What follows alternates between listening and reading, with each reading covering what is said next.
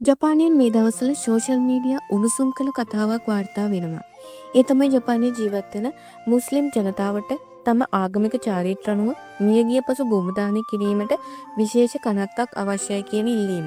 නමුත් ජපානයේ බොහෝ දෙනා මේකට විරුද්ධ මතයක් දක්වනවා.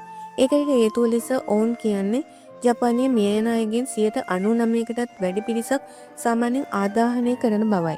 ඒ වගේම ජපානයේ තෙත් දේශගුණය භූමිකම්පා නායම් වගේ ස්වභාවික අවදානම් නිසා භූමදානයේ පරිසරයටත් ජල පද්ධතියටත් බලපාන්න පුළුවන් කියලා සමහරුන්ගේ තර්කයයි.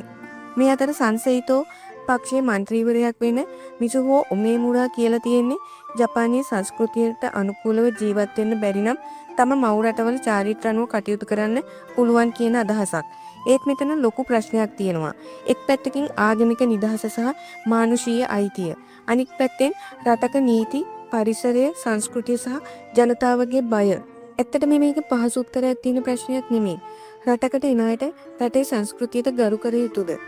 නැත්නම් රටක් තමන්ගේ පුරවැසියන්ගේ ආගමික අවශ්‍යතාවයන්ට ඉඩ දිය යුතුද? ඔබේ මතය මොකක්ද?